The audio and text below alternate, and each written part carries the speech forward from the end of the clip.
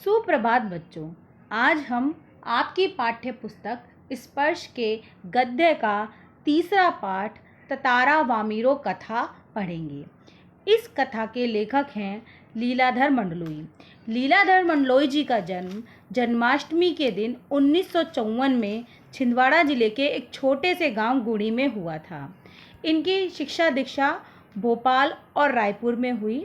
इन्हें 1987 में Commonwealth relation trust की ओर से लंदन उच्च शिक्षा के लिए आमंत्रित किया गया। यह प्रसार भारती दूरदर्शन के महानिदेशक का कार्यभार संभाल रहे हैं। लीलाधर मंडलोई मूलतः कवि हैं, यानी कि मूल रूप से ये कवि हैं। इनकी कविताओं में छत्तीसगढ़ अंचल की बोली की मिठास और वहाँ के जनजीवन का सजीव चित्रण है। अंडमान निकोबार द्वीप समूह की जनजातियों पर लिखा इनका गद्य अपने आप में एक समाजशास्त्रीय अध्ययन भी है। इनका कवि मन ही वह स्रोत है जो उन्हें लोक कथा, लोकगीत, यात्रा वृत्तांत, डायरी, मीडिया रिपोर्टाज और आलोचना लेखन की ओर प्रवृत्त करता है। अपनी रचना कर्म के लिए इन्हें कई पुरस्कारों से सम्मानित किया गया। लीलाधर मंडलोई जी की प्रमुख कृतियां हैं घर घर घूमा, रात बिरात, मगर एक आवाज़, देखा अनदेखा और काला पानी। पाठ प्रवेश।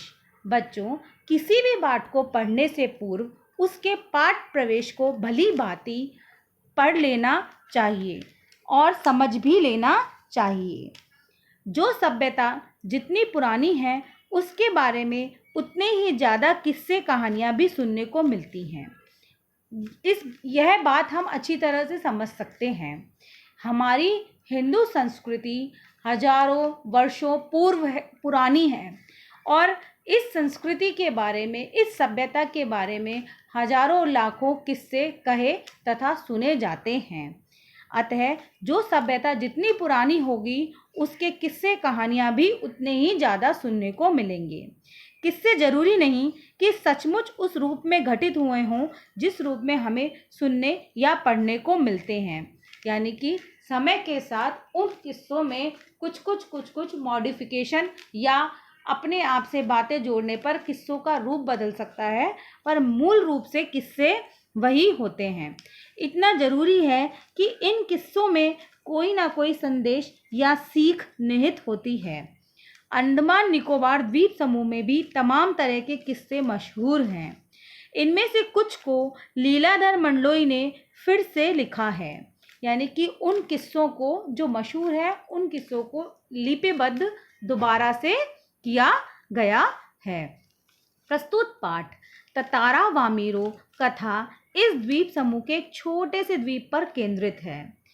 उक्त द्वीप में विद्वेष गहरी जड़ें जमा चुका था, यानी कि आपस में जो द्वेष था वह बहुत ज़्यादा फैल गया था। उस विद्वेष को जड़ मूल से उखाड़ने के लिए एक युगल को आत्म बलिदान देना पड़ा था, यानी युगल उसको आत्म बलिदान यानी उसकी मृत्यु हो गई थी, उन्हें अपना बलिदान देना पड़ा था। उसी युगल के बलिदान की कथा यहाँ बयान की गई है।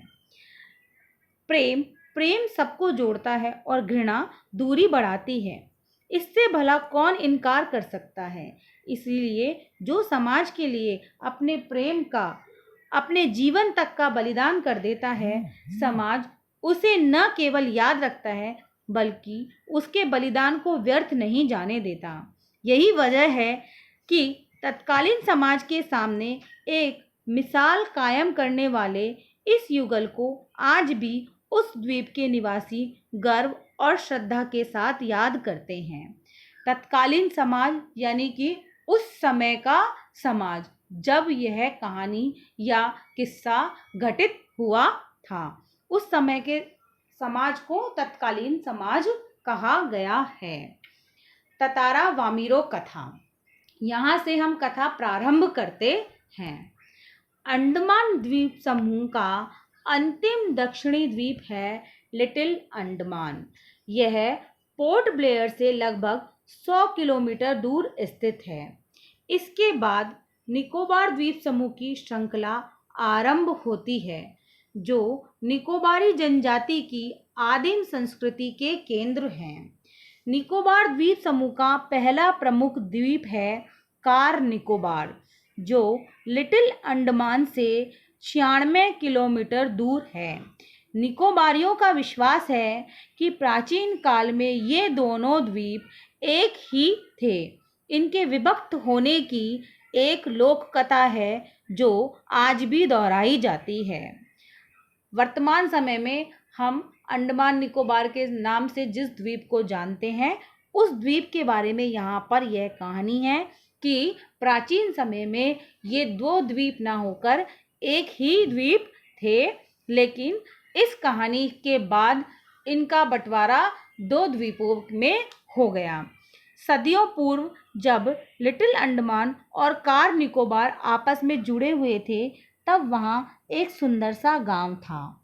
पास में एक सुंदर और शक्तिशाली युवक रहा करता था। उसका नाम था ततारा। निकोबारी उसे बेहद प्रेम करते थे। ततारा एक नेक और मददगार व्यक्ति था। सदैव दूसरों की सहायता के लिए तत्पर रहता था। अपने गांव वालों को ही नहीं, अपितु समूचे द्वीपवासियों की सेवा करना अपना परम कर्तव्य समझता था। उसके इस त्याग की वजह से वह चर्चित था। सभी उसका आदर करते, वक्त मुसीबत में उसे स्मरण करते और वह भागा भागा वहाँ पहुँच जाता। अर्थात जब भी किसी पर मुसीबत पड़ती तो ततारा को याद किया जाता और वह बिना कुछ सोचे समझे भागा भागा उनकी मदद करने के लिए वहाँ पहुँच जाता। दूसरे गांवों में भी पर्व त्योहारों के समय उसे विशेष रूप से आमंत्रित किया जाता था।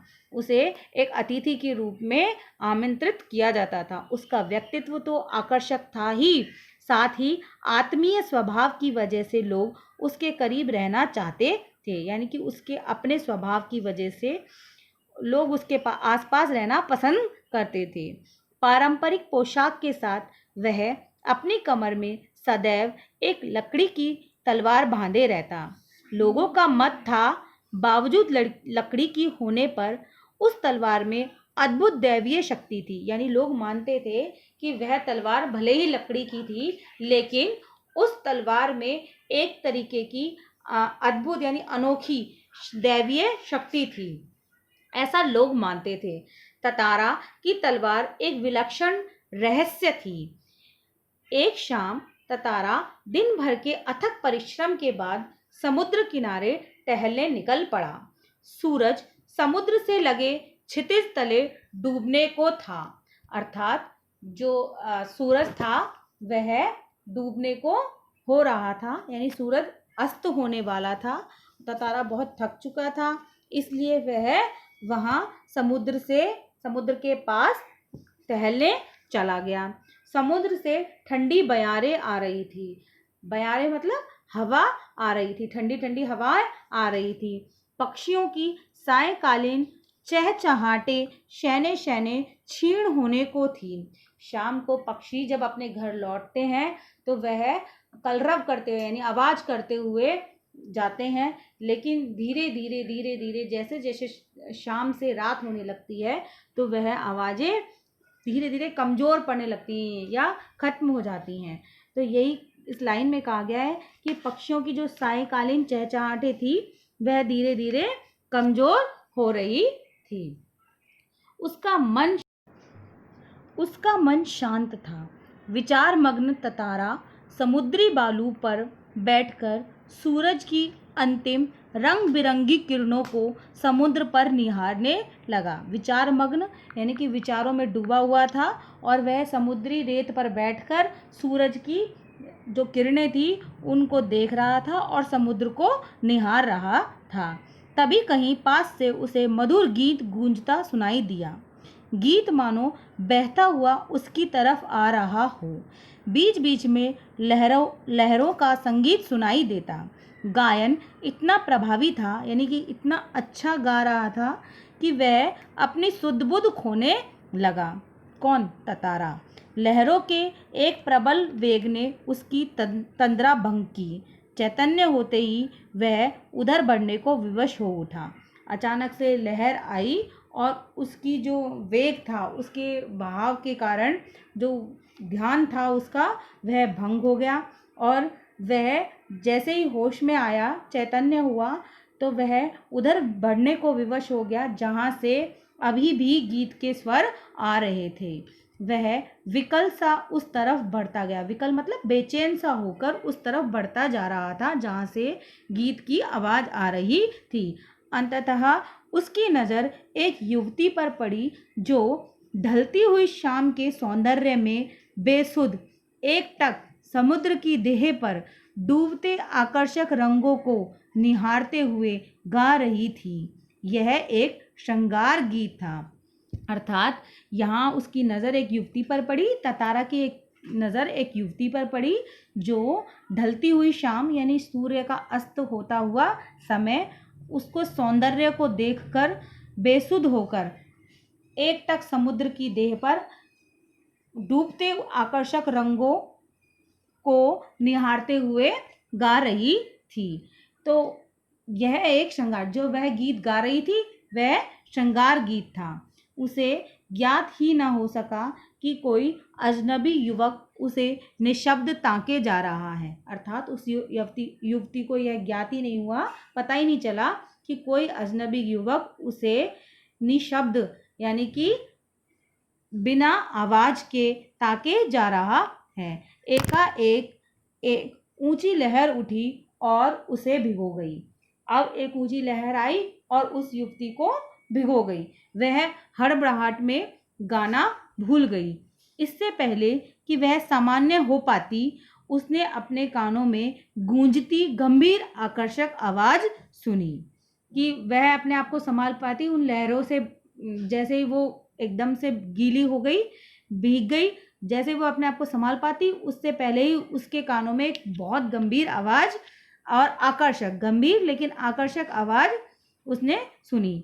तुमने एकाएक इतना मधुर गाना अधूरा क्यों छोड़ दिया? ततारा ने विनम्रतापूर्वक कहा। ततारा ने उस युवती से प्रश्न किया विनम्रतापूर्वक कि तुमने एकाएक अचानक इतना मधुर मीठा गाना अधूरा क्यों छोड़ दिया?